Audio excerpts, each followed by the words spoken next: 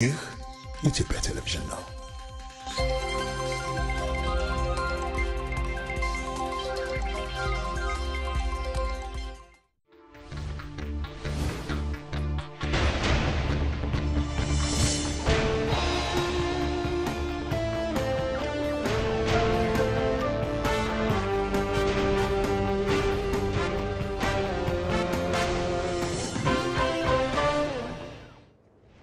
ግንቦት 13 2017 ዓ.ም ጤና ይስጥልኝ እንደምናመሻችሁ የተከበራችሁ ተመልካቾቻችን ከኢትዮጵያ ቴሌቪዥን በ3 ምዕራፍ ወደ እናንተ የሚደርሰው የምዕራፍ 1 የኢቲቪ 57 ዜናችን ተጀምሯል። አበይት ርዕሶቹን አስቀድማለሁ።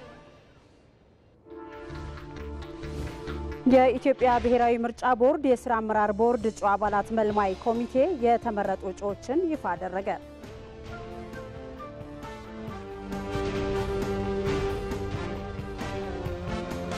የነዳጅና ኢነርጂ ባለስልጣን የአገልግሎት አሰጣጥ ስርዓቱን ዲጂታላይዝ ባለማድረጉ ለእንግልትና አላስፈላጊ ወጪ ዳርጎናል ሲሉ ተገልጋዮች ለኢቲቪ ቅሬታ አቀረቡ።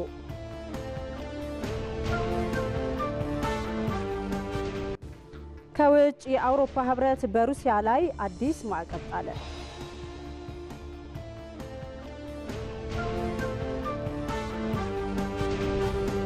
ከኢቲቪ 57 ዜናዎች ጋር አልጋነሽ ተካነኝ አብራችን ቆዩ።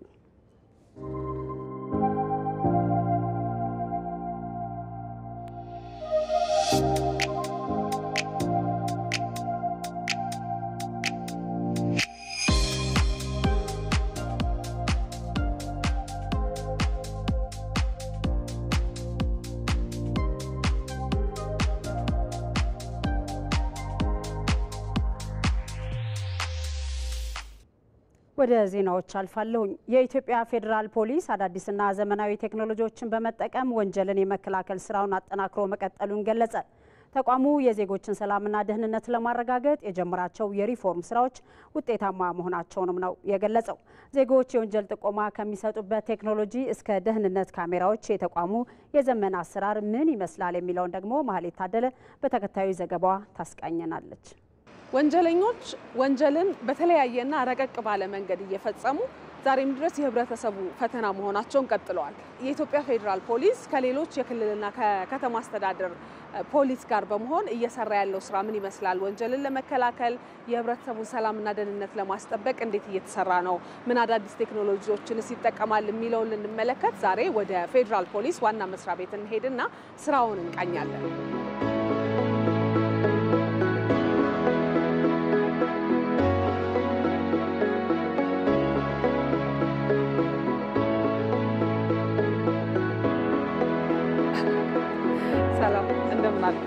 ሰላም ነው። እንዴት ነው? ኢንስፔክተር አንድነት ሳይባላለው በኢትዮጵያ ፌደራል ፖሊስ የቴክኖሎጂ ኦፕሬሽን ዋና ክፍል ኃላፊ ነኝ። መልካም ስላገኘሁት በጣም ደስ ብሎኛል። ወንጀል ከጊዜ ወደ ጊዜ እየጨመረም እናንተ የምታደርጉት ጥረት እንዳለ ሆኖ አይነቱን እየቀያየረ ይመጣልና ፌደራል ፖሊስ ደግሞ እንደዚህ በተለያየ መንገድ የሚመጣውን ወንጀል ለመከላከል ምን እየሰራ ነው ብለን ልንመለከት ነው የመጣ ነው። የኢትዮጵያ ፌደራል ፖሊስ ዘመኑ የደረሰባቸውን የቴክኖሎጂ ውጤቶች ተግባራዊ በማድረግ ወደ ህብረተሰቡ ሞር እየተጠጋ ኢንፎርሜሽን የመቀበል ወይም ደግሞ መረጃ የመሰብሰብ ያንን የመተንተን ሙሉ ለመስራት ኢትዮጵያ ፌደራል ፖሊስ እጅግ በጣም ብዙ ስራዎችን እየሰራ ነው ያለው። እንዴት ነው ሰዎች ወደዚህ መረጃቸውን መላክ የሚችሉት ከሚለው ብንጀምር ኢኤፍፒ አፕ የምትላለች እሷን በመጻፍ የኛ ሎጎ አለው የፌደራል ፖሊስ ሎጎ የኢትዮጵያ ፌደራል ፖሊስ ሎጎ ይላል። በዛ መሰረት ማንኛውም ዜጋ ማውረድ ይችላል። ካወረደ በኋላ በአካባቢው ላይ የሚያየውን ማንኛውም ኬስ ሲያይ በፎቶ በቪዲዮ በአውዲዮ በሊንክ ፋይል የሚፈልገው መላክ ይችላል። ልንሞክረው እንችላለን። እኔ አፑን አውርጄዋለሁ ስልኬ ላይ አለ። በቃ መሞከር ትችላለሽ። በምን ያህል ፍጥነት እንደሚደርስ እንላክና እንሞክር። በፎቶ ላርገው ነው ፎቶም ፋይልም እስቲ ኢንስፔክተር ቻለ እርሶ ፎቶ አድርጌ ሰዓቱም ይገለጻል። ሰዓት አለ ቦታውም አለ። ሰክሰስ ብሎኛል። ስለዚህ በጣም በፍጥነት ነው የሚደርሰው። ገብቷል ፖሊስ ጋር። ስለዚህ ወንጀልም ቢሆን የተፈጸመው እንደዚህ በፍጥነት ነው ሊደርስ የሚችለው። ሲስተሙ ቱ ዘ ኒረስት ነው የሚሰራ። አንድ ሰው የሆነ ቦታ ላይ ያንን ስልክ እኛ የት ጋር አገልግሎት ማግኘት ይችላል በፍጥነት የሚለውን እኛም ነው ወስናለን። ሲስተሙ በራሱ ቱ ዘ ኒረስት ስለሚሰራ እንደዚህ አይነት ቦታ ነው ብለው ይጠቁመናል። ኦልሞስት ከ96 በላይ ፖሊስ ስቴሽኖች ጋር ኢንተግሬት አድርገናል አዲስ አበባ ላይ። ሌሎች ቦታዎች ሌሎች ከተማዎች ላይ እንዴት እየሰራችሁ ነው? ሌሎች ክልሎች ላይም ይህንን አፕሊኬሽን ተግባራዊ እናደርጋለን። ምክንያቱም በመላ ሀገሪቷ ላይ እንዲሰራ ተደርጎ መሰረት ስለተሰራ ማለት ነው። ሌላው ከተማው ላይ የምናደርገው የካሜራ ቁጥጥር ስራዎች ነው። ስለዚህ እሱን ደግሞ በሌላ ዲፓርትመንት ላይ ማየት እንችላለን። አዲስ አበባ በአብዛኛው በሲሲቲቪ ካሜራ ሽፋን ስር ያለ ስለሆነ ማንኛውም የወንጀል ኬስ ሲኖር ማንኛውም ድርጊት ያው ከኛ ቁጥጥር ውጪ አይደለም ማለት ነው። ከ5 ኪሎ ሜትር በላይ የሚያዩ ካሜራዎች ናቸው። ፓኖራሚክ ካሜራዎች አሉ የተለያዩ ቢልዲንጎች ላይ እነሱን እየተጠቀምን የተለያዩ የህዝብ በዓላትን በዚህ ወይም ቁጥጥር እናደርጋለን። ከአዲስ አበባ ውጪ በሸገር ዙሪያ ሲቲዎች ላይ አሉን ቢሾፍቱን ጨምሮ በአጭር ጊዜ ውስጥ ደግሞ የተለያዩ አዳማን ጨምሮ ሌሎች ዋና ዋና ከተሞች ላይ የቴክኖሎጂ መሰረተ ልማት ስራዎች በፍጥነት እየተሰሩ ነው ያሉት። የፖሊስን ስራ እንዴት አቀለለው? አንደኛ ካሜራዎቹ በመኖራቸው ራሱ ተጽዕኖ ይፈጥራሉ። ተጽዕኖ መፍጠር ብቻ ሳይሆን የወንጀሉን ድርጊት በስነ ስርዓት አርካይቫችን ላይ እናስቀምጣለን። በዚህ ማስረጃነት ፍትህ ያገኙ ሰዎች የተቀጡ ወንጀለኞች አሉ ተይዘው። የዝርፊያ ወንጀል ላይ ቀጥታ የሚሳተፉ ተሽከርካሪዎችን ይዘው የሚሳተፉ ቡድኖች አሉ። እሱም ከነ ተሽከርካሪያቸው እናስይዛለን። አመሰግናለሁ። ስለመጣችሁ አመሰግናለሁ። የኢትዮጵያ ፌዴራል ፖሊስ በተባበሩት አረብ ኤምሬትስ ዱባይ በተካሄደው የዓለም አቀፍ የፖሊስ ጉባኤ ላይ የዜጎች ተሳትፎ መተግበሪያውን ይዞ በመወዳደር በምርጥ የፖሊስ መተግበሪያ ዘርፍ አንደኛ ሆነው መመረጡን አስታውቋል። መተግበሪያው ከአርቲፊሻል ኢንተለጀንስ ኢንስቲትዩት ጋር በመተባበር የበለጸገ ሲሆን ከዓመት በፊት ነበር በጠቅላይ ሚኒስትር አብይ አህመድ ተመርቆ ወደ ስራ የገባው። ድንበር ተሻጋሪ ወንጀሎችን በመከላከል በወንጀል ምርመራ እንዲሁም በመረጃ ልውውጥ ላይ ላበረከቱት የአመራር ብቃትም የኢትዮጵያ ፌዴራል ፖሊስ ኮሚሽነር ጀነራል ደመላሽ ገብረ ሚካኤል ከተባበሩት አረብ ኤምሬትስ ከዱባይ ፖሊስ የጸጥታና ደህንነት ትብብር ሜዳይ ተበርክቶላቸዋል። ሽልማቶቹን አስመልክቶ በተሰጠ መግለጫም ፌዴራል ፖሊስ አሰራሩን እያዘመነ መሆኑን የኢትዮጵያ ፌዴራል ፖሊስ ቃል አቀባይ ረዳት ኮሚሽነር ሞገስ ቸኮል ተናግረዋል። ማህበረሰብ አቀፍ አገልግሎታችን ከነበረው ማኑዋል አሰራር ወደ ዲጂታል በማሸጋገር ማህበረሰቡ በቀጥታ ወንጀልን በመከላከል ሊሳተፍ በሚችልበት ደረጃ ባለበት ሆኖ አፑን ዳውንሎድ አድርጎ በፈለገው አማራጭ በድምጽ፣ በምስል፣ በጽሁፍ ለፖሊስ መረጃ ይሰጣል። የአፕሊኬሽን ሴንተሩ እዚህ ተቀብሎ ኬዝ ነምበር ክሬት በማድረግ ችግሮች የሚፈታበት መንገድ የሚያስችል አፕ ነው ማለት። ስለዚህ ውጤታማነቱን ተረጋግጦ ነው ይሄ ሽልማት የተገኘው። ስለዚህ ይሄ ከዛ ጋር የተገኘው ሽልማት ነው። የፌዴራል ፖሊስ ባለቤት መሆኑ ተረጋግጦ ስራ ላይ ኢፌክቲቭ መሆኑ ተረጋግጦ በዓለም አቀፍ ደረጃ ደግሞ የሚሰጠውን አስተዋጽኦ ግምት በማስገባት የተሰጠ ነውና ቅድም እንዳልኩት የሀገር ኩራት ነው። የፌዴራል ፖሊስ የቴክኖሎጂ ማስፋፊያ መምሪያ ኃላፊ ኮማንደር ደምሴ ይልማ በበኩላቸው መተግበሪያው አቅራቢያ ላለ ጣቢያ በማሳወቅ ክትትል እንዲያደርግ ትዕዛዝ መስጠትና ክትትል ለማድረግ የሚያስችል ልዩ ቁጥር የሚሰጥ በመሆኑ ጠቋሚው እስከ መጨረሻ ድረስ ጉዳዩን መከታተል እንደሚያስችለው ገልጸዋል። ይሄንን ሲስተም ተጠቅመን እጅግ በጣም ብዙ የምርመራ ውጤቶች ተሰርተዋል። ይሄ የመልካም አስተዳደር ችግር ሪፖርቶች ይመጣሉ። የሽብር ወንጀሎች በማስረጃ ተደግፈው ይተላኩልናሉ። ያን ፉቴጅ ተጠቅመን ውጤታማ የሆኑ ስራዎች ተሰርተዋል። የምርመራ ስራችን ላይ ማስረጃ እንድናገኝ ያስችለውናል። ቀድመው ደግሞ ወንጀል ሳይፈጸም ለመከላከል እንድንችል ያስቻሉን ብዙ መረጃዎች አሉ። እነኚህ ሁሉ ተገምግመው ነው ባይዘወይ ኢንተርናሽናሊ አዋርዱን ልንሸለም ይቻላል ማለት ነውና አፕሊኬሽኑ የጠፉ እቃዎችን፣ ንብረቶች፣ መኪናዎችን፣ የተለያዩ ነገሮች ኢቭን ሰዎች አፑ ላይ ይገኛሉ። ስለዚህ እነዚህ ሁሉ የሚሰጠው መልቲ ፋንክሽን ታይቶ ነው ወደ ሽልማቱ የመጣው። የኢትዮጵያ ብሔራዊ ምርጫ ቦርድ የስራ አመራር ቦርድ እጩ አባላት መልማይ ኮሚቴ የተመረጡ እጩዎችን ይፋ አደረገ። የኮሚቴው ሰብሳቢ ቀሲስ ታጋይ ታደለ የምልመላ ሂደቱና የተመረጡ እጩዎችን ይፋ ባደረጉበት ወቅት እንዳሉት በቀረቡት ተወዳዳሪዎች ላይ የልየታ ስራ ከተሰራ በኋላ የመጨረሻ 6 እጩዎች ተመርጠዋል ብለዋል። በዚህም መሰረት አቶ ተስፋዬ ነዋይ፣ አቶ ተክሊት ይመስል፣ ወይዘሮ ነሲም አሊ፣ ወይዘሮ ዳሮ ጀማል፣ ወይዘሮ ፍሬህይወት ግርማና ዶክተር ያሬድ ኃይለማርያም መስፈርቱን በማሟላታቸው 3 የማጣሪያ ሂደቶችን አልፈው መመረጣቸውን ገልጿል። የተመረጡት እጩዎች ተአማኒነት ያለው ምርጫ እንዲካሄድ እንደሚሰሩና ከየትኛውም የፖለቲካ ፓርቲ አባልነት ነፃ መሆናቸውን ቀሲስ ታጋይ ታደለ ተናግረዋል። ለህዝብ በሚደርስ መልኩ አዋጁ እንደውም 2 ሳምንት ነው ለህዝብ አየር ላይ ጥቆማ እንዲካሄድ ከዛም ባለፈ ምናልባት ባሉት በሀገራዊ ሁኔታ ጸጥታ ችግር ካለባቸው አካባቢ ምናልባት ሊገኙ የሚችሉ ካሉ ሁሉንም ክልሎች ለማሳተፍ እንዲቻል 21 የጥቆማ ዕለታትን ይሄ መልማይ ኮሚቴ ለ3 ሳምንታት ማለት ነው ተከታታይ አየር ላይ ጥቆማው እንዲካሄድ አድርጓል። አሉ የተባሉ አማራጮች ዘመኑ የፈጠራቸውን ጨምሮ እና ከድሮም ሲካሄድባቸው የነበሩ በአካልም ለሚፈልግ በአካል እዚሁ ምርጫ ቦርድ ማነው ፓርላማ በመገኘት ጥቆማ ተቀብሏል ማለት ነው። ከዛ ውስጥ ያንን ሰብሰብ አድርገን 168 እጩ ጥቆማ ምልመላ ተቀብለናል። በጣም አሳታፊ በሆነ መንገድ እንደ ሪፖርተራችን አባዲ ወይናይ ዘገባ የተመረጡት 6 እጩዎች ለጠቅላይ ሚኒስትር የሚቀርቡ መሆኑ የተጠቀሰ ሲሆን በስራ ሂደትም የብሔርና የጾታ እኩልነት እንዲኖር እንዲሁም ሁሉንም አሳታፊ ለማድረግ ኮሚቴው መስራቱን ቀሲስ ታጋይ ታደለ ተናግረዋል።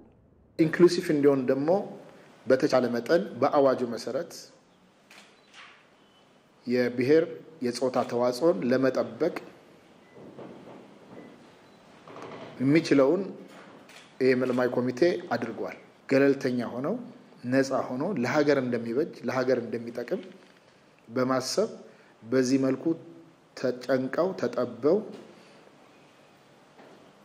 3 የውድድር መስፈርቶችን ሂደቶችን ማጣሪያ ሂደቶችን አልፈው እስከ 3ኛ ዙር መጨረሻ ፋይናል በኢንተርቪው የለየናቸውና ሌላው ደግሞ ሲቪያቸውን የማየት በደንብ እድሉ ልምድ አላቸው ተብሎ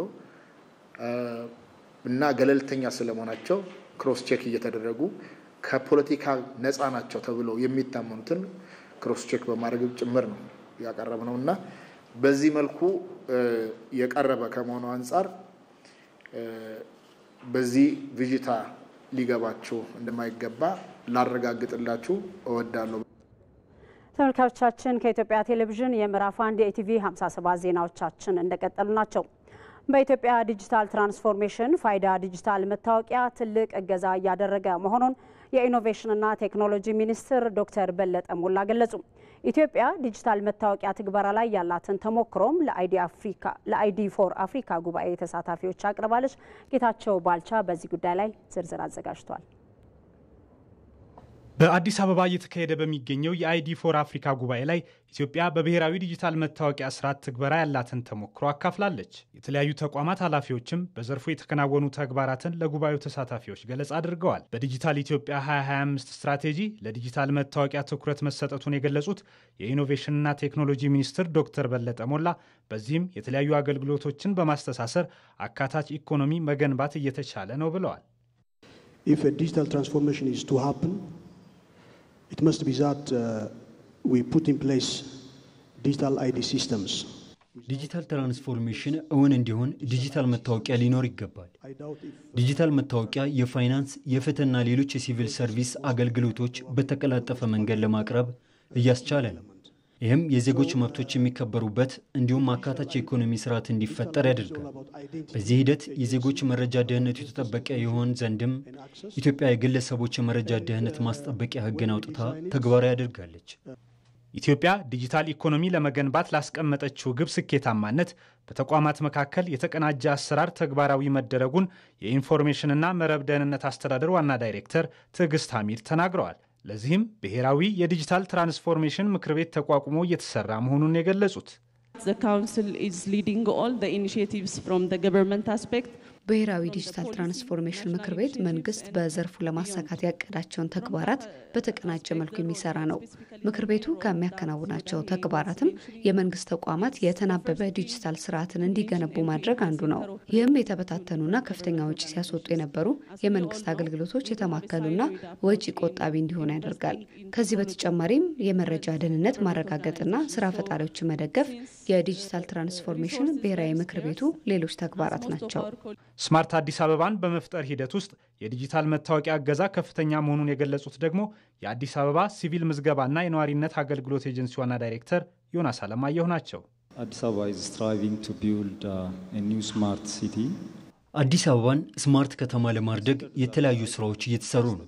የብሔራዊ ዲጂታል መታወቂያ ስርዓት ደግሞ ስማርት ከተማን ለመፍጠር መሰረት ነው ብለን እየሰራንበት እንገኛለን። ዲጂታል መታወቂያ ለከተማዋ ነዋሪዎች ቀልጣፋና ውጤታማ አገልግሎት ለመስጠት የሚያስችል ነው። በአዲስ አበባ ለነዋሪዎች መሰረተ ልማቶችን መገንባት ብቻ ሳይሆን በዲጂታል ኢትዮጵያ 2025 ስትራቴጂ የተቀመጡ ግቦች ስኬታማነትም በቁርጠኝነት እየተሰራ ነው። በአዲስ አበባ እየተካሄደ በሚገኘው የአይዲ ፎር አፍሪካ ጉባኤ ከ105 ሀገራት የተውጣጡ ከ2000 በላይ ተሳታፊዎች ተገኝተዋል። በዲጂታል ኢትዮጵያ 2025 እቅድ መሰረት የመንግስት ተቋማት የዘመነ አገልግሎት እንዲሰጡ የሚያስችል ነው። በዲጂታል የታገዘ አገልግሎት ሙስናን ለመከላከልና ግልጸኝነትን ለመፍጠርም እንደሚያግዝ ነው የተገለጸው። ተስፋዬ ለሜሳ ዝርዝር አለው። ከዚህ በፊት በኢትዮጵያ ግብርና ባለስልጣን የሚሰጡ አገልግሎቶች በወረቀት ነው። ይህ ደግሞ በተገልጋዮች ላይ እንግልትን የሚፈጥር ነበር። አሁን ላይ ባለስልጣኑ የሚሰጣቸውን አገልግሎቶችን ዲጂታል በማድረጉ ቀልጣፋ አገልግሎት መስጠት መቻሉን የስራ ኃላፊዎቹ ይገልጻሉ። አብዛኛው አገልግሎት በወረቀት ይሰጥ ስለነበረ አገልግሎቶቹን በሙሉ ወደ ዲጂታል ለመቀየር ወደ ስራ ገብተናል።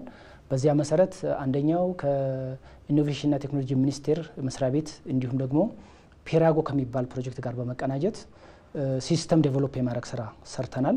ጥራጥሬ፣ የቅባት እህል፣ ቡና፣ የእንስሳት የእጽዋት ምርቶች እንደገና ደግሞ ለነዚህ ከውጭ የሚገባው ቴክኖሎጂ ይሄንን አስቡትና ከስተመሩ ምን ያክል ሊሆን እንደሚችል ጀጅ ለማድረግ ለእናንተ የሚከብድ አይደለም። ዚስ ታይም ግን አሁን ባለው ሁኔታ የኢትዮጵያ ግብርና ባለስልጣን እኛ ከስተመር ወደ ቢሮአችን መጥቶ የሚያስቸግረን ከስተመር የለም። አገልግሎቶች ወደ ዲጂታል መቀየራቸው እንግልትን ያስቀረ መሆኑን ተገልጋዮች ተናግረዋል። በጣም የሰማይና የምድር ያህል በጣም ርቀት አለው። ለምሳሌ በየጊዜው መምጣት ይጠበቅብሻል። አሁን ድሮ ማንኛውም ነገር ለምሳሌ ቀጠሮ በየሰዓቱ እየተያዘልሽና ነው የምትመጪው። አሁን ምንድነው የሚደረገው? በኦንላይን ላይ ሁሉ ነገር ታሟያለሽ። አፕሊኬሽኑም እዛው አለ ሁሉ ነገር። ሃርድ ኮፒ ይዘሽ መምጣቱ ከመሸከም ጀምሮ ሙሉ ፕሮሰሱ በጣም አድካሚ ነበረ። ከነሱ ጋር ከደረስን በኋላ ደግሞ ብዙ ጊዜ ምን ያጋጥማል? ወረፋ አይደርስሽም። ዶክመንት አስገብተሽ ኦሪጂናሉም ሊጠፋብሽ ይችላልና በጣም ሀስል ነበረው።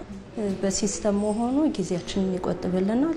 በተቃራኒው ደግሞ የነዳጅና ኢነርጂ ባለስልጣን አገልግሎቱን ዲጂታላይዝድ ባለማድረጉ ምክንያት ተገልጋዮች ለእንግልት መዳረጋቸውን ለኢቲቪ ተናግረዋል። ወደ 6-7 ወራት የተመላለስኩ ነው።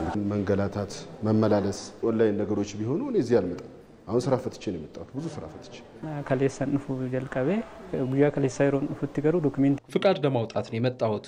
ትናንት ያልተሟላ መረጃ አለ ተብዬ ነው ዛሬ ይዤ ተመለስኩት። አሰራሩ ዲጂታል ቢሆን ካለሁበት አስፈላጊውን መረጃ ልኬ ሌላ ስራዬን እሰራ ነበር። ይህ ባለመሆኑ ግን ለእንግልትና አላስፈላጊ ወጪ ዳርጎኛል። አገልግሎት አሰጣጡ ዲጂታላይዝድ አለመሆኑ ዘርፉ ለሙስና ተጋላጭ እንዲሆን አድርጎታል የሚሉት ዋና ዳይሬክተሩ ይህን ችግር ለመፍታት አገልግሎቶችን ከወረቀት ነፃ ለማድረግ እየተሰራ ይገኛል ብለዋል። አንዱ ያለው ነገር ከነበረው ከሂውማን ተቹ ጋር ያለውን ኮንታክቱ ጋር ያለውን ሰርቪስ ላለማቋረጥ በአስተሳሰብ ደረጃ ችግሮች አሉ። ስቲል የሰው ኮንታክት አለው። አንዱ ትልቁ ነዳጅ ሴክተር ላይ ችግር የሆነው እሱ ነው። በእያንዳንዱ የእጅ መንሻ ክፍያዎች አሉ የሚል ይነሳል በስፋት። ይህን ከሲስተም ውጭ ምንም ሊያቆመው የሚችል አይደለም። ዲጂታላይዝ ከማድረግ ውጭ የሚቆም አይደለም። መጀመሪያ ያለብን የኢንተርናል ኮሚኒኬሽናችን ፔፐርለስ እንዲሆን ማድረግ፣ ትራንስፓረንሲ እንዲኖረው ማድረግ ነው። አንዱ እሱን ኦልሞስት እንጨርሳለን። በቀጣይ የምንሰራቸው ያው የነዳጁን በስማርት ፊውል ሲስተም በጣም ብዙ ነገር ነው የሚፈታው። በዲጂታል ኢትዮጵያ 2025 እቅድ መሰረት የመንግስት አገልግሎት ተቋማት የዘመነ የአገልግሎት አሰጣጥ ስርዓት እንዲዘረጉ የሚያስችል ነው። ይህንን ተከትሎ አገልግሎታቸውን ወደ ዲጂታል የቀየሩ ተቋማት እንዳሉ ሁሉ ገና በጅምር ላይ ያሉ መኖራቸው ይስተዋላል። የኢትዮጵያ ግብርና ባለስልጣን ጥቅም ላይ ያዋለው የእጽዋት ጤንነት ማረጋገጫ ሰርቲፊኬት የኤሌክትሮኒክ ስርዓት ከአፍሪካ ሀገራት ተመራጭ አገልግሎት አሰጣጥ መሆኑን በተባበሩት መንግስታት ድርጅት መረጋገጡ ተገለጸ። ተቋሙም የሚሰጠውን አገልግሎት ሙሉ ለሙሉ ዲጂታላይዝ ማድረግ መቻሉን ነው ባለስልጣን መስሪያ ቤቱ ያስታወቀው። ፍሬህይወት ረታ ዝርዝር አላት። በተቋማት የሚሰጡ አገልግሎቶች በኤሌክትሮኒክስና በኢንተርኔት አማካኝነት እንዲሰጡ በማድረግ የአገልግሎት አሰጣጥ ስርዓቱን ማዘመን የዲጂታል ኢትዮጵያ 2025 ስትራቴጂ አንዱ ተልዕኮ ነው። የኢትዮጵያ ግብርና ባለስልጣንም ታዲያ ይህን ስትራቴጂ እውን እንዲሆን ለማስቻል አገልግሎት አሰጣጡን ሙሉ በሙሉ ዲጂታላይዝ ማድረጉን ይገልጻል። አብዛኛው አገልግሎት በወረቀት ይሰጥ ስለነበረ አገልግሎቶቹን በሙሉ ወደ ዲጂታል ለመቀየር ወደ ስራ ገብተናል። በዚያ መሰረት አንደኛው ከኢኖቬሽንና ቴክኖሎጂ ሚኒስቴር መስሪያ ቤት እንዲሁም ደግሞ ፔራጎ ከሚባል ፕሮጀክት ጋር በመቀናጀት ሲስተም ዴቨሎፕ የማድረግ ስራ ሰርተናል። ጥራጥሬ፣ የቅባት እህል፣ ቡና፣ የእንስሳት የእጽዋት ምርቶች እንደገና ደግሞ ለነዚህ ከውጭ የሚገባው ቴክኖሎጂ ይሄንን አስቡትና ከስተመሩ ምን ያክል ሊሆን እንደሚችል ጀጅ ለማድረግ ለእናንተ የሚከብድ አይደለም። ዚስ ታይም ግን አሁን ባለው ሁኔታ የኢትዮጵያ ግብርና ባለስልጣን እኛ ከስተመር ወደ ቢሮአችን መጥቶ የሚያስቸግረን ከስተመር የለም። ብዙ ወጪ ሳይጠይቅ በቀላል መንገድ ነው ይሄን ነገር አቺቭ ያርገነውና ይህ አሰራር በተገልጋዮች ዘንድ ምን ስሜትን ፈጠረ? በጣም የሰማይና የምድር ያህል በጣም ርቀት አለው። ለምሳሌ በየጊዜው መምጣት ይጠበቅብሻል። አሁን ድሮ ማንኛውም ነገር ለምሳሌ ቀጠሮ በየሰዓቱ እየተያዘልሽና ነው የምትመጪው። አሁን ምንድነው የሚደረገው? በኦንላይን ላይ ሁሉ ነገር ታሟያለሽ። አፕሊኬሽኑም እዛው ያለ ሁሉ ነገር ሃርድ ኮፒ ይዘሽ መምጣቱ ከመሸከም ጀምሮ ሙሉ ፕሮሰሱ በጣም አድካሚ ነበረ። ከነሱ ጋር ከደረስን በኋላ ደግሞ ብዙ ጊዜ የሚያጋጥመው ወረፋ አይደርስሽም። ዶክመንት አስገብተሽ ኦሪጂናሉም ሊጠፋብሽ ይችላልና በጣም ሀስል ነበረው። በሲስተም መሆኑ ጊዜያችንን ይቆጥብልናል። ከኮስት አንጻርም ብናየው ኤቭሪዌር ሆነሽ አፕላይ ማድረግ ትችያለሽ። ስታተሶችን አንቺ ቼክ ማድረግ ትችያለሽ። ኢቨን ስልክሽ ላይ እንኳን መከታተል ትችያለሽ እና በጣም ብዙ ነገር ቀንሶልናል። የተቋሙ ተገልጋዮች በሀገር ውስጥ ያሉ ብቻ ሳይሆን በበርካታ ሀገራት የሚገኙ ናቸው የሚለው ባለስልጣን መስሪያ ቤቱ ተግባራዊ የተደረገው የሰርቲፊኬት አገልግሎት አሰጣጥ በአፍሪካ ደረጃ የተሻለ እንደሆነ ተመስክሮልናል ይላሉ የተቋሙ ምክትል ዋና ዳይሬክተር ዶክተር ወንዳለ ሀብታሙ። አሁን አንድ ሰው ፓስፖርት ሳይዝ ውጭ ሀገር እንደማይሄድ እቃም ቢሆን ምርትም ሰርቲፊኬት ሳይኖረው ወደ ሌላው ዓለም ሊሄድ አይችልም። ለምን? በሽታ፣ ተባይ፣ ዲዚዝ፣ ፔስት፣ ፓቶጂን ሊዞ ሊሄድ ስለሚችል ያ ሰርቲፊኬት በእኛ ነው የሚሰጠው። ስለዚህ ለ186 አገር የሚሆነውን ኢፋይቶ ኤሌክትሮኒክ ፋይቶ ሳኒታሪ ሰርቲፊኬት የኢትዮጵያ ግብርና ባለስልጣን አሁን ባለው ሁኔታ ይህንን አደራጅቷል። በተባበሩት መንግስታት ድርጅት ሀብ ላይ ተሞክሮ ዘቤስት ከአፍሪካ የሚባለው ነው ኢፋይቶ እንትን ያደረግነው። ዲጂታላይዜሽን የቀድሞውን አድካሚና አሰልቺ የሆነውን አሰራር አስቀርቶልናል የሚሉት ደግሞ የተቋሙ ሰራተኛ የሆኑት ዶክተር በየነ ንጋቱ ናቸው።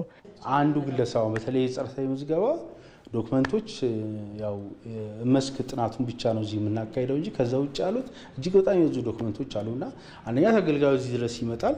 ያንን ራሱ አንዱን ስቴፕ ባይ ስቴፕ መረከቡ ራሱ አንዱ ራሱ 2 ሰዓት 3 ሰዓት ይፈጃል። በዚህ ሲስተም ግን ኦልሬዲ ሲስተም ላይ ያለ ነገር ስለሆነ በቀላሉ ያለምንም ደንበኛ ጋር የሚኖር ግንኙነት እንጂናል 66 የሚሆኑ የተቋሙ አገልግሎቶች በኤሌክትሮኒክስ አገልግሎት የሚሰጡ መሆናቸው ተነግሯል። የነዳጅና ኢነርጂ ባለስልጣን የአገልግሎት አሰጣጥ ስርዓቱን ዲጂታላይዝ ባለማድረጉ ለእንግልትና አላስፈላጊ ወጪ ዳርጎናል ሲሉ ተገልጋዮች ለኢቲቪ ቅሬታ አቅርበዋል። ተቋሙም የተወሰኑ አገልግሎቶችን አዘምኛለሁ፣ በቀጣይ ደግሞ ሙሉ ለሙሉ ዲጂታላይዝ ለማድረግ ከተቋማት ጋር በጥምረት እየሰራሁ ነው ብለዋል። ፍሬህይወት ረታ በዚህ ጉዳይ ላይ ተጨማሪ ዘገባ አዘጋጅታለች። እንከታተለው። የዘመነ የአገልግሎት ስርዓትን መዘርጋት የዜጎችን ጊዜ፣ ጉልበትና እንግልት ይቀንሳል። ከዚህም በተጨማሪ ታዲያ በአገልግሎት ሰጪ ተቋሙና በተገልጋዩ መካከል መተማመን እንዲኖር ያደርጋል። ዛሬም የኢትዮጵያ ቴሌቪዥን የመንግስት አገልግሎት ሰጪ ተቋማት ተገኝቶ የአገልግሎት ስርዓታቸው ምን ይመስላል የሚለውን ቅኝት ያደርጋል። አብራችሁን ሁኑ።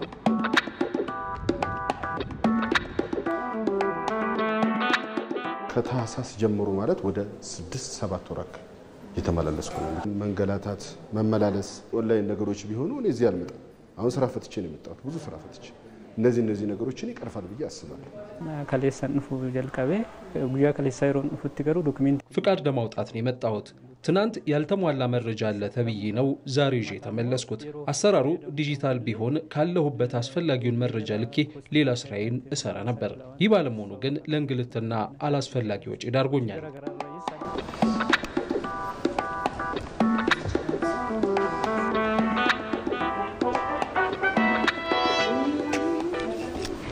የነዳጅና ኢነርጂ ባለስልጣን የአገልግሎት አሰጣጥ ስርዓታችሁን ሙሉ በሙሉ ዲጂታላይዝ ማድረግ ያልተቻለበት ምክንያት እንደ ምክንያት ነው ወይም ደግሞ እንደ ተግዳሮት ነው ብለው የሚጠቅሱት ምንድነው? አንዱ ያለው ነገር ከነበረው ከሂውማን ተቹ ጋር ያለውን ኮንታክቱ ጋር ያለውን ሰርቪስ ላለማቋረጥ በአስተሳሰብ ደረጃ ችግሮች አሉ። የስነ ምግባር ጋር በተያያዘ በተለይ ከዚህ ከኮረፕሽን ጋር ያለውን ነገር የሚያስቀር መሆኑን ተረድተን ወደዚህ ስራ ውስጥ መግባት የግድ ይለናል ማለት ነው። በሰው ኃይል ብቃትም አለ። እነዚህ ሂውጅ የሆኑ ተቋማትን ነው ሬጉሌት የምናደርግ፣ ግን እነሱን ሬጉሌት በሚያደርግ ደረጃ አቅሙ የተገነባ ተቋም አይደለም። ያ ተቋም ለመፍጠር ነው እየሰራን ያለ ነው። በአብዛኛው እንደ ቅሬታ የሚቀርበው ነገር ምንድነው? እነዚህ ቅሬታዎችን ስለመፍታት ምን ያህል ስራ ሰርታችኋል? በየትኛውስ መንገድ ነው እየፈታችሁ የምትገኙት? ነዳጅ ዘርፉ ላይ በጣም ትልቅ ኮምፕሌን ይቀርባል። አንዱ የእያንዳንዱ ማደያ ነዳጅ ሲጠይቅ ለኩባንያቸው ነው እንዲጫንለት፣ ለኩባንያው ነው የሚጠይቀው። ፊዚካሊ ነው የሚጠይቀው። ኦልሬዲ ሲስተሙ አለ የሚጠይቅበት ነገር፣ ግን ሪኩዌስቱ በምን ያክል ቀርቦ በምን ያክል ምላሽ ተሰጠው ስቲል የሰው ኮንታክት አለው። አንዱ ትልቁ ነዳጅ ሴክተር ላይ ችግር የሆነው እሱ ነው። በእያንዳንዱ የእጅ መንሻ ክፍያዎች አሉ የሚል ይነሳል በስፋት። ይህን ከሲስተም ውጭ ምንም ሊያቆመው የሚችል አይደለም። ዲጂታላይዝ ከማድረግ ውጭ የሚቆም አይደለም። እንዳለ አገልግሎት አሰጣጣችሁን ዲጂታላይዝ የምታደርጉት መቼ ነው? መጀመሪያ ያለብን የኢንተርናል ኮሚኒኬሽናችን ፔፐርለስ እንዲሆን ማድረግ፣ ትራንስፓረንሲ እንዲኖረው ማድረግ ነው። አንዱ እሱን ኦልሞስት እንጨርሳለን። እንግዲህ ከዚህ በፊት በሚኒስትር ኦፍ ፋይናንስ ያለው የፋይናንስ ስርዓቱን አውቶሜት የተደረገው በሰው ኃይልና በእንትን ያለው ኦልሞስት ጅምር ላይ ያለ ፕሮፐርቲ ላይ ያለ አውቶሜት ተደርጓል። ነገር ግን ኢንተርናል ኮሚኒኬሽኑ ራሱ የደብዳቤ ልውውጦቻችን፣ አሰራሮቻችን ሁሉንም ለሁሉም ኦፕን ማድረግ ላይ የሚቀር ነገር ነበርና አንዱ በአጭር ጊዜ የምንጨርሰው እሱ ነው። ሌሎቹ በቀጣይ የምንሰራቸው ያው የነዳጁን በስማርት ፊውል ሲስተም በጣም ብዙ ነገር ነው የሚፈታው። እንግዲህ በጣም ካፒታል ኢንቴንሲቭ ነው። ኦልሬዲ ድርጅቶች ተመርጠዋል። ኢትዮ ቴሌኮም ነው ኢንቴንሲቭሊ እየሰራ ያለው። እሱ ሲያልቅ እንግዲህ በኔክስት ዊክ ለማክሮ ኮሚቴው ይቀርባል ነው። በሀየር ሌቭል ደረጃ መታየት ያለበት ነገር ስለሆነ ዘሆል ነዳጅ ላይ ያለው በጣም ሄክቲኩ ነገር ሊፈታ ይችላል ብለን ስለምናስብ ነው። ሁለተኛው አሁን በእኛ በኩል መስራት ያለብን የዚህ የቀጥታ ተጠቃሚ እና የማደያዎች የዚህ ብቃት ማረጋገጡ ነው። እንግዲህ ፊዚካሊ መገናኘት የሚያስፈልጋቸው ስራዎች አሉ። ሌሎችን ግን አውቶሜት ማድረግ አለብን። እንግዲህ አይ ሆፕ በሚቀጥለው አሁን ፊዚካሊ በጀትም ይዘናል፣ ኢንቴንሲቭሊ እሱ ላይ እንሰራለን ብለን ያልነው። አመሰግናለሁ ዶክተር ለቃለ መጠይቁ ፈቃደኛ ስለሆኑ። አመሰግናለሁ። ጠቅላይ ሚኒስትር አብይ አህመድ የመሶብ አንድ ማዕከል አገልግሎትን ባስጀመሩበት ወቅት በአገልግሎት አሰጣጥ ረገድ በዜጎች ላይ ምሬት የሚፈጥሩ አሰራሮችን ፈትሾ ማስተካከል ቅድሚያ የሚሰጠው ጉዳይ መሆኑን መጥቀሳቸው የሚታወስ ነው። ለዚህ ደግሞ የመሶብ የአንድ ማዕከል አገልግሎት አንዱ መፍትሄ መሆኑን ገልጸውም ነበረ። ኢትዮጵያ ውስጥ ታች ስንወርድ መታወቂያውም ችግር ነው፣ ኢንቨስትመንቱም ችግር ነው። የስራ ማግኛ መንገዶች ነገሮችም ቀላል አይደሉም። ቢሮ ይዘጋል፣ ስብሰባ በዛ ይባላል። ሰዎች በቀላሉ ሰርቪስ አያገኙ። ይሄን ለመፍታት ሁለት መንገድ ነው መንግስት የተከተለው። አንደኛው ቀበሌ ዋናው የመንግስት አካል ሆኖ መሰረት ሆኖ ቀበሌ ማዘመንና ሰርቪስ መስጠት የሚያስችል ተቋም ማድረግ ነው። ሁለተኛው መሶብን በእኛ ልጆች በእኛ ሲስተም እዚህ ቦታ መጀመር ነው። ይሄ ለኢትዮጵያ ሕዝብ ትልቅ የምስራች ነው። የመሶብ የአንድ ማዕከል አገልግሎት 12 ተቋማት በአንድ ጣሪያ ስር 40 የተለያዩ አገልግሎቶችን መስጠት የሚያስችል መሆኑን የገለጹት ጠቅላይ ሚኒስትር አብይ አህመድ ዜጎች ጊዜያቸውን እንዲቆጥቡና አገልግሎቶችን በተሻለ ውጤታማ መንገድ እንዲያገኙ እንደሚያግዝም ተናግረው ነበር። ፓስፖርት ላይ፣ የወረፋ ጥያቄዎች አሉ። እዚህ ሲመጣ ይቀንሳል። ይሄ ቦታ ብቻውን በቂ አይደለም። በየከተማው አዳማ ያስፈልገዋል፣ ባህር ዳር ያስፈልገዋል፣ ጅጅጋ ያስፈልገዋል፣ ሐዋሳ ያስፈልገዋል፣ አርባ ምንጭ ያስፈልገዋል። ሁሉም የክልል ዋና ዋና ከተሞች እና በርከት ያለ ሰው የሚኖርባቸው ከተሞች እንደዚህ ያለውን ቦታ እና አገልግሎት መስጠት መጀመር አለባቸው። ያ ሲሆን ህዝባችን የሚረካበት፣ ሌብነት የሚጠፋበት፣ ስራ የሚቀላጠፍበት፣ ኢንቨስትመንት በፍጥነት የሚያድግበትን አውድ በኢትዮጵያ ውስጥ መፍጠር ይቻላል ማለት ነው። የተከበራችሁ ተመልካቾቻችን የምዕራፍ 1 የኢቲቪ 57 ዜናችን አሁንም ቀጥሏል። በቀጣይ የምንመለከተው የአየር ትንበያ መረጃዎችን ይሆናል። ባለሙያዋ ሳምራዊት አበበ ስቱዲዮ ተገኝታለች። ሳምራዊት እንዴት አመሸሽ? እንዴት አመሻል ጋነሽ? የአየር ትንበያ መረጃዎች ምን ያመላክታሉ? እሺ አመሰግናለሁ አልጋነሽ። በዛሬው ውሎ በደቡብ ምዕራብ፣ በምዕራብ፣ በመካከለኛውና በሰሜን ምዕራብ የሀገራችን አካባቢዎች ላይ ተስፋፋና ጠንካራ የደመና ሽፋንና ክምችት ነበራቸው። ከዚሁም ጋር ተያይዞ በጎንደር ዝናብ ተመዝግቧል። በነገው ዕለትም በምዕራብ፣ በደቡብ ምዕራብ፣ በመካከለኛው፣ በሰሜን ምዕራብና በደቡብ የሀገራችን አካባቢዎች ላይ የተስፋፋና ጠንካራ የደመና ሽፋን የሚኖራቸው ሲሆን ከዚሁም ጋር ተያይዞ በብዙ ቦታዎቻቸው ላይ ከቀላል እስከ መካከለኛ መጠን ያለው ዝናብ ያገኛሉ። በተጨማሪም በምዕራብና መካከለኛው ኦሮሚያ በ24 ሰዓት ውስጥ ከ30 ሚሊ ሜትር በላይ ከባድ መጠን ያለው ዝናብ ይኖራል። በመጨረሻም በነገው ዕለት በአንዳንድ የሀገራችን ዋና ዋና ከተሞችና የቱሪስት መዳረሻ ስፍራዎች የሚጠበቀው የአየር ሁኔታ ስንመለከት በሐዋሳ፣ ነቀምቴ፣ ደብረ ማርቆስና ሞያሌ ቀላል ዝናብ፣ በጅማ እንደዚሁም በአርባ ምንጭ ቀላል ዝናብ የሚኖር ሲሆን በፍቼ፣ ኮምቦልቻ፣ ጎዴና ድሬዳዋ ደመናማ የአየር ሁኔታ ይኖራቸዋል። በሰመራና መቀሌ ደግሞ ፀሐያማ የአየር ሁኔታ ይኖራል። በቀጣዮቹ 3 ቀናትም በአዲስ አበባ ቀላል መጠን ያለው ዝናብ የሚኖር ሲሆን የቀኑ ከፍተኛ የሙቀት መጠንም እስከ 27 ዲግሪ ሴልሺየስ ይደርሳል። እንግዲህ አልጋነሽ በመጨረሻም በርካታ መረጃዎችን ከኢንስቲትዩቱ ድህረ ገጽ ማግኘት ይችላሉ። አመሰግናለሁ ሳምራዊት። መልካም ምሽት ይሁን። እኔም አመሰግናለሁ። ዜናዎቻችን ይቀጥላሉ። ተመልካቾቻችን ችሎ ማደር ነጋቸውን ለማቅናት በመሰባሰብ አንድ ሆነው ለማህበራቸው የሰጡት ስያሜ ነው። ታዲያ ችሎ ማደር ዛሬ ላይ በሸክላ ስራ በመሰማራት የተለያዩ የሸክላ ምርቶችን ለገበያ እያቀረበ ይገኛል። ሪፖርተራችን ሪሳል ኦፔ ወደ ማህበሩ ቅኝት አድርጋ ነበር። አብረን እንከታተለው።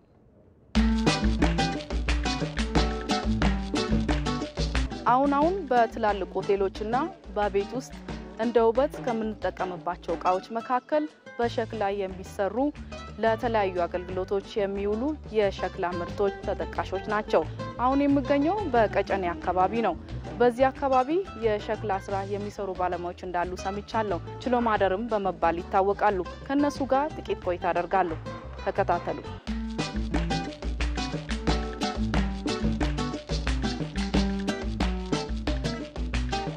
ሰላም፣ እንዴት ዋላችሁ? ደህና ናችሁ? እንዴት ነሽ? ስራ እንዴት ነው? ቆንጆ ነው። ችሎ ማደር ይሄው ሴቶችን ባማከለ እንሰራለን። ይሄው ችሎ ማደር እንዴት ተመሰረተ? ችሎ ማደር ያው እኛ በየቤታችን ነበር ከዚህ በፊት የምንሰራው። ተደራጀንና 80 ሰው ሆነን ይሄ ድርጅት ተቋቋመ። ጀበና ይሰራል፣ ማጨሻ ክትፎ ቃለ እዛ ትልልቁ ማጨሻ አለ። ብዙ አይነት ስራ ይሰራል እዚህ። እንዴት ነው ለገበያ የምታቀርቡት? አሁን እንደ ማህበር በህብረት ነው የምንሰራው። አሁን በህብረት እንሰራለን፣ በህብረት እንሸጣለን። ደንበኞች አሉ፣ ከደንበኛ ጋር እንለዋወጣለን። እዚህ ይመጣሉ። እነዚህ ማጨሻዎች ናቸው። ትንንሽ ይሄ ቡና ጠጡ በየግሮሰሪ ቡና ሲጠጣ እነሱ ጣን ማጨሻ ናቸው። ይሄኛው አንዱ ስንት ነው? እቺኛዋ አንደኛዋ 10 ብር ናት። 10 ብር ናት። ዋጋዋ 10 ብር ናት። እንደ ጀበናው አይነት ነው። እነዚህም ከፍ ከፍ ያሉ ጀበናዎች ናቸው። አዎ ትልልቆች ናቸው። እነዚህ ጀበናዎች ትልልቅ ናቸው። አዎ እነዚህ መነሻ ዋጋው 150 ብር ናቸው። 150 ብር። ይሄኛው ደግሞ ለቤተሰብ በጣም ይሄ እንደ ከሰልም ማንደጃ ይጠቅማል፣ እንደ ጣንም ይጨስበታል። ግን አብዛኛው ከሰል ማንደጃ ነው። ይሄኛው የምን ዕቃ ነው? የክትፎ ነው እና ይሄ በጥሬው ነው፣ አልተቃጠለም። ይሄ ተቃጠለ፣ ይሄ ያለቀለት ነው። አሁን እነዚህኞቹ ከነዚህ የተለዩት እነዚህ ገና ብዙ ፕሮሰስ ይቀራቸዋል። እንደዛ ይለሰለሳሉ፣ እንደዚህኛው ማለት ነው። ከዛ እንደዚህ ይለሰለስና ወደ ፀሐይ ይወጣል። ከዛ በኋላ ከደረቀ በኋላ በብርጭቆ ወረቀት ተፎክሶ እንደዚህ ቀለም ይቀባል። ቀይ አፈር ለራሱ የተዘጋጀ ቀይ አፈር አለ። እሱ ቦሮቦር ነው።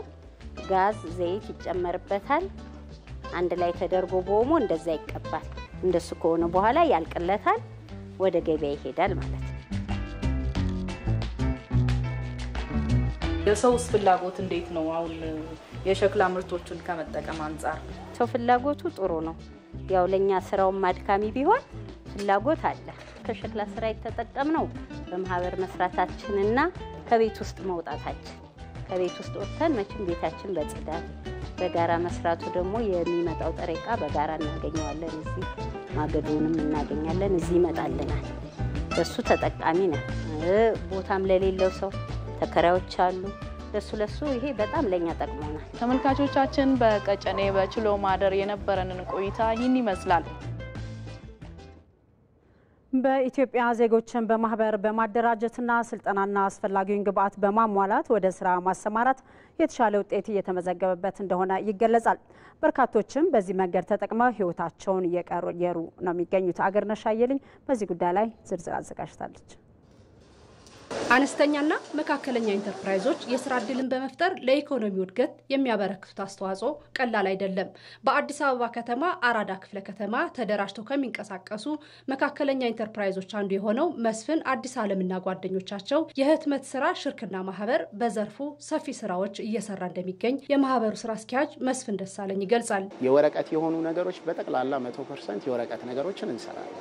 ሁሉም ማሽኖች ስላሉን ከውጭ ለሚመጡ ላልተሟላላቸው እንደኛ ደግሞ አነስተኛና ጥቃቅን ሆነው 2 ማሽን 1 ማተሚያ ያላቸውን ብዛት ስራ ሲያገኙ ተቀብለን ሰርተን በፍጥነት እንሰጣለን፣ አገልግሎት እንሰጣለን ለውጭ ማተሚያ ቤቶች። በዚሁ ክፍለ ከተማ በተለይ ኢትዮጵያ እየተከተለች ላለው የአረንጓዴ አሻራ መርሃ ግብር ግብዓት የሆነው የችግኝ ማፍያ ፕላስቲክና መሰል ስራዎች ላይ የተሰማራው አበሜሊክ ብርቱካንና ጓደኞቻቸው የፕላስቲክ ውጤቶች ማምረት ህብረት ስራ ሽርክና ማህበር ያገለገሉ የፕላስቲክ እቃዎችን እንደ ጥሬ እቃ በመጠቀም ምርቶቹን እንደሚያመርት የገለጸው የማህበሩ ስራ አስኪያጅ አበሜሊክ ደጉ ነው። የዘይት ጀሪካኖች እንጠቀማለን፣ የሃይላንድ ላስቲኮች እንጠቀማለን፣ ኖርማል የወዳደቁ ፌስታሎች በየሜዳው የሚገኙት ደግሞ አካባቢ የሚበክሉትም በሙሉ ክዳኖች፣ ሃይላንዶች በሙሉ ይሰበሰባሉ፣ ለጥቅምም ይውላሉ። እነዚህ ማህበራት በስራቸው ከአባሎቻቸው አልፎ ለሌሎች ዜጎች የስራ ዕድል መፍጠር መቻላቸውን ኃላፊዎቹ ይናገራሉ። በ3 ሽፍት ነው የምንሰራው። ወደ 23 ሰራተኛ አለን። በየ8 ሰዓቱ ይቀያየራሉ ማለት ነው። እኛ ሀገር ተቋማትን ክሬት አድርገን አንሄድም። እኔ ጋር ነው የሚቀረው። እኔ ከሌለው ተቋም ይፈርሳል። ተቋማት ላይ ቢልድ አፕ መስራት ላይ ይሄ ሁሉ የሀገር ኢኮኖሚ እኛ ላይ ፈሰስ ሲደረግ ይሄ ተቋም ዘላቂነቱ ምን ያክል ነው እያለ ፎሎ አፕ ይፈልጋል። አሁን አደራጀው ገንዘብ አቅርብ ያለው ነገሮች አስተካክያለሁ ብሎ ብታዩ ነገ እኔም ካላዋጣኝ ሊቭ ማረግበት ነገር ነው እና መንግስትና አምራች በጣም የሚቀራረብበት መንገድ ደግሞ በጣም ማመቻቸት አለበት እና በአጭር ጊዜ ውስጥ ፎሎ አፕ ማድረግ እሱ ላይ በደንብ ቢሰራ የተሻለ ነው። ከአቅርቦቱም በላይ 27 ሰራተኛ ቋሚ ሰራተኞች አሉ።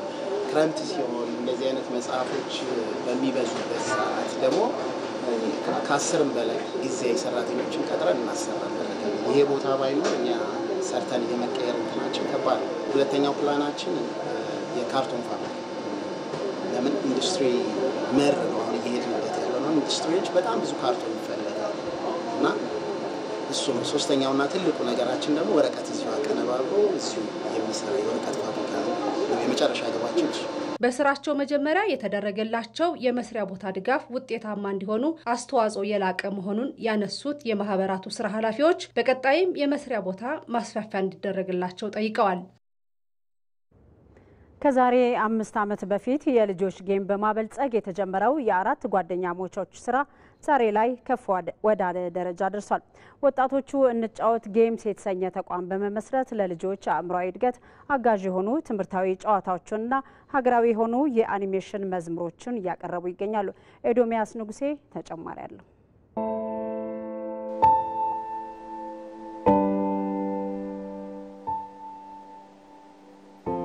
ስሜ አብያይሉ ይባላል። የንጫወት ጌምስ ኮፋውንደር እና ሲኦ ነኝ። የንጫወት ጌምስ የተለያዩ ትምህርታዊ የሆኑ ጌሞችን እንዲሁም ደግሞ አኒሜሽኖችን ዴቨሎፕ የሚያደርግ ስታርታፕ ነው። በአራት ጓደኛሞች የተመሰረተ የጌም ዴቨሎፕመንት ካምፓኒ ነው። ሀገራዊ ጌሞችን ስንሰራ ቆይተናል። የተለያዩ የቢዝነስ ስልጠናዎችን በመውሰድ ደግሞ በ2022 ዓ.ም እንደ አውሮፓውያን አቆጣጠር ድርጅታችንን ኦፊሻሊ መስርተናል ማለት ነው። ይሄን ስራ ስንጀምር በጣም በርካታ የሆኑ ፈተናዎች ነበሩ። እንደ ስታርታፕ የሚጀምረው የሙያ እንዲሁም ደግሞ ፋይናንሻል ጉዳዮችን ጭምር ችግሮች አጋጥመውን ነበረ። ግን ያው አንድ ላይ በህብረት በመስራት ድርጅቱን ወደ ካምፓኒነት በማብቃት በጥሩ ኳሊቲ በጥሩ ግራፊክስ ኦሪጂናል ኮንቴንት ይሄ ማለት በእኛን ኢትዮጵያን የመሰለ ኮንቴንት ያስፈልገናል። ያንን እየሰራን እንገኛለን። የንጫውት ልጆች የተለያዩ ድሮ እኛ ስንዘምራቸው የነበሩ መዝሙሮችን በጥሩ ኳሊቲ በጥሩ አኒሜሽን ለእናት ለአባት የቤተሰብ ፍቅርን የሚያስተምሩ የተለያዩ መዝሙሮችን በአኒሜሽን ተሰርተው በኦሪጂናል ኮንቴንት ለልጆች እናደርሳለን። ከዚህም በተጨማሪ ደግሞ የኦግመንትድ ሪያሊቲን የተመረኮዘ ኤአይን በመጠቀም ልጆች ማንበብና መጻፍ እንዲችሉ የሚረዳቸው አፕሊኬሽን የፊደላት አሸናፊ የሚል በአማርኛ ሰርተን አሁን ልጆች ማንበብና መጻፍ ክህሎታቸውን እንግዲህ ያዳብሩበት ይገኛል። ይህ ስራ በኦሮምኛ ፈርዳን ቤኩምሳ የሚል ጌም እንደዚሁ ሰርተን አሁን በቅርቡ እናደርሳለን። በሶማሊኛ ካሚላ ኩታ የሚል በተመሳሳይ የማንበብና የመጻፍ ክህሎት እንዲሁም ደግሞ በእንግሊዘኛ አልፋቤት ሻምፒዮን የሚሉ የተለያዩ ጌሞችን እንሰራለን። በቅርቡ ኦግመንትድ ሪያሊቲ ወርልድ የኤደብሊውኢ የሚያዘጋጀው ዓለም አቀፍ የሆነ የዚህ በኦግመንትድ ሪያሊቲ ዙሪያ ወይም ደግሞ በኤክስቴንድድ ሪያሊቲ ዙሪያ የሚዘጋጅ ትልቅ ፕሮግራም አለ። እዛም ላይ ሀገራችንን ወክለን ካሊፎርኒያ ላይ እንሳተፋለን ማለት ነው። ወደ ውጭ ዜና እናልፋለን። የአውሮፓ ህብረት በሩሲያ ላይ አዲስ ማዕቀብ ጥሏል። ህብረቱም የሩሲያ ነዳጅና ዘይት ጫኝ መርከቦች ላይ ነው ማዕቀቡን የጣለው። ሙሐመድ አልቃድር የአጃንስ ፍራንስና የሮይተርስን ዘገባ እንደሚከተለው ያቀርበዋል። ሁለቱ የዩክሬን ደጋፊዎች በተለያየ መንገድ ላይ ናቸው። የአውሮፓ ህብረትና አሜሪካ ሩሲያና ዩክሬን በአፋጣኝ የተኩስ አቁም ድርድር ይጀምራሉ ስትል በትራምፕ በኩል ትገልጻለች። የአውሮፓ ህብረት ደግሞ በእንግሊዝ በኩል ማዕቀብን በሩሲያ ላይ ይጥላል። ይህ የሁለቱ የዩክሬን ደጋፊዎች የንጥጥሎች ጉዞ የዓመታቱን ጦርነት ለማስቆም አዳጋች አድርገዋል። ትራምፕ ከሩሲያው ፕሬዚዳንት ቭላዲሚር ፑቲን ጋር 2 ሰዓትን የዘለቀ የስልክ ውይይቶችን አድርጌ እጅግ መልካም ነገሮችን ተመልክቻለሁ ባሉ በአንድ ቀን ልዩነት የአውሮፓ ህብረት በሩሲያ ላይ ማዕቀብን ጥሏል።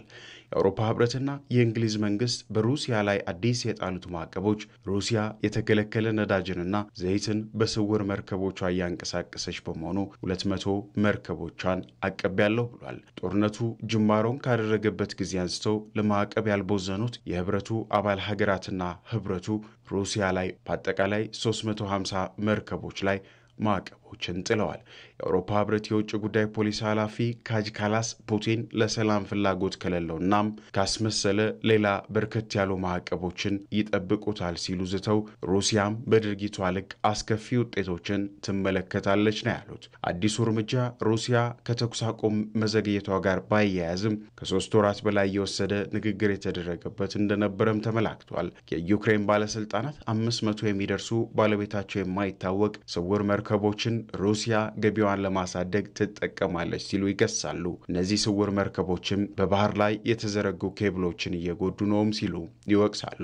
እናም የአውሮፓ ህብረትና አባሎቹ ሩሲያ ላይ በዜጎቿ በድርጅቶቿ ላይ ስውር መርከቦችን እንዳሻቸው እንዲንቀሳቀሱ የሚያደርጉ ሀገራትንም ጭምር ማዕቀብ እንጥላለን ብለዋል። ብሪታንያ በክሬምሊን ላይ ጫና ለማሳደር በሚል 100 የሚደርሱ መርከቦች ላይ ማዕቀብ እንጥላለች። የሀገሪቱ የውጭ ጉዳይ ቢሮም የመከላከያ የኃይል ኢንቨስትመንትና የመረጃ ጦርነት ላይ የተሰማሩና እናም የፋይናንስ ተቋማት ላይ ሩሲያ በዩክሬን ለምታካሄደው ጦርነት እንዳይውሉ ማዕቀባችን ይቀጥላልም ብለዋል። የብሪታንያ የውጭ ጉዳይ ጸሐፊ ዴቪድ ላሜይ ፑቲን ያለምንም ቅድመ ሁኔታ የተኩስ አቁሙን በተሟላ መልኩ በማድረግ የመጨረሻና ፍትሐዊ ሰላምን ማምጣት አለበትም ብለዋል። የአውሮፓ ህብረት በርካታ ማዕቀቦችን በሩሲያ ላይ ከጦርነቱ ማግስት ቢያዘንብም ከ2400 በላይ ባለስልጣናት ላይ ማዕቀብን ቢጥልም ድርጅቶቿም ቢታቀቡም ጦርነቱ አልቆም። የአውሮፓ ህብረት አባል ሀገራት የውጭ ጉዳይ ሚኒስትሮች በብራሰልስ የሩሲያ ድርጅቶችና ባለሀብቶች ላይ ማዕቀብ እንዲጣል ወስነዋል። ይህ ታዲያ የሩሲያ ዩክሬን የስምምነት ሂደት ላይ ጥላ ያጠላል ተብሎ ተሰግቷል። ተመልካቾቻችን ከኢትዮጵያ ቴሌቪዥን የምዕራፍ 1 የኢቲቪ 57 ዜናችን በዚህ መልኩ ተጠናቋል። ምዕራፍ 2 ላይ ቢዝነስና ስፖርትን ጨምረን ተመልሰን እንገናኛለን። መልካም ቆይታ ይሁንላችሁ።